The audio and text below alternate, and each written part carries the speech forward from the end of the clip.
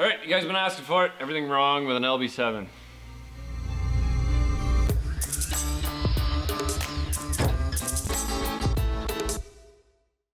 So LB7, really the Power Stroke owner's only comeback. The LB7 have bad injectors, and GM, they denied it. And then they said there wasn't a problem, and there was a problem. If you talk to any LB7 owner or anybody who knows anything about LB7, the injectors were definitely a problem. This was the first of its kind. Of course you're gonna have some issues with it. They took a mechanical injector and made it electronic. And by doing that, they were able to control a much better spray, much better timing, and they were able to up the pressures from 3,000 PSI to about 23,000 PSI.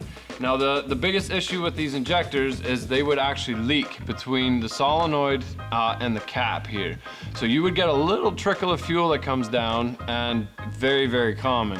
The tips would also wreck easy enough that you would have low power, you would have bad starting, you would have smoking, especially at an idle. And the biggest issue was that they are actually underneath the valve cover. So GM later did release a bulletin and admit that they did have an issue and that they recalled them, and by now I can guarantee you that any LB7 that's on the road has had its injectors replaced. So it used to be a 12-hour job from GM. They dumped that down to 8 hours to change those injectors, and probably because they've been done so much, people know how to get around it. Them being underneath the valve cover, you have to take everything that's on top of the valve cover off, and what we find here in the Great White North is these little Allens fill up with water, like you see right here, and then they rust a little bit, and then they aren't the size that they originally were, and it gets pretty tight up against the firewall, where if this one strips, can add a couple hours to the job, which is not much fun. Once you get in there and replace the injectors with some good quality Bosch ones, basically you've got a good running engine for the next 150,000 miles, something like that. Your injectors are gonna go again, and that's all there is to it. The next model, the LLY, had the injectors coming through the valve cover and much quicker job to get out of. When these were new, they were about 400 bucks a piece, so 400 times 8 is not cheap. You can probably buy about 259 Cummins for that, but they have come down considerably in price since then. So don't be scared of buying an LB7. Everybody's gonna tell you that all the injectors, they're a good, decent engine. They're easy to work on because they're the simplest of its kind.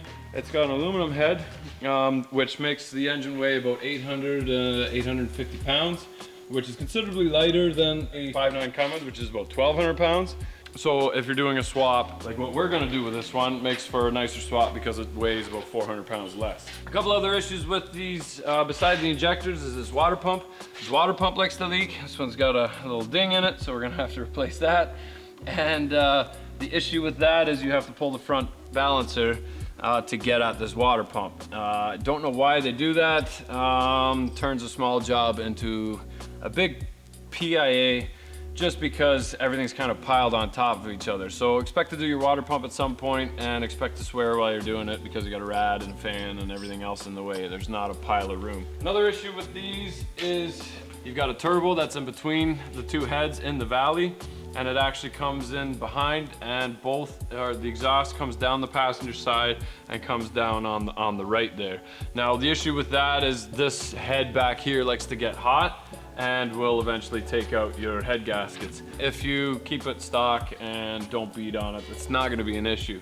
Okay, so those head gaskets are a multi-layered gasket, and what happens is when they heat up, they expand and they take up the space. So it doesn't actually leak outside, but it will fill up your cooling system with pressure. So a good way to check if your head gasket is gone is shut your truck off, and if your rad hose is as hard as a rock, your truck's excited, and it shouldn't be excited.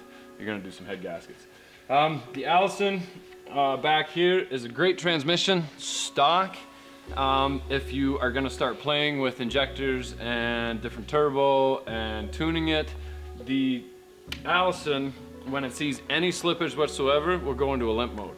So you're having fun, you got a tune on it, you take your buddies out on the weekend, see what my truck can do, and you're gonna go past somebody on the highway and woo, look at me go, and then all of a sudden, woo, oh, I need to shut my truck off and cycle it a bunch of times because my tranny went into limp mode. So if you are gonna build your front, obviously you're gonna have to build your back, and you have to pay to play. but that's no different than any other diesel that you want a pile of power out of. So much more reliable than the Power Stroke of its day. This actually came out in 01, I believe. This style of body in the trucks came out in 99, but the Duramaxes didn't come out till 01.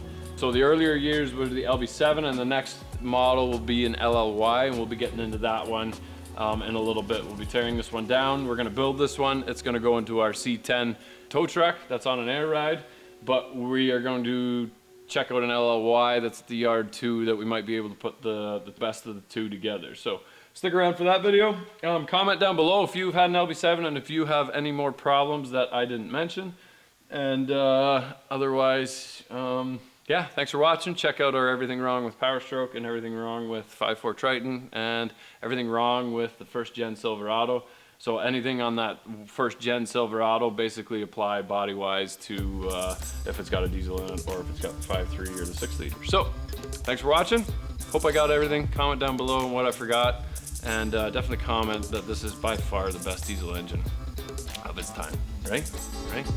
Here we go.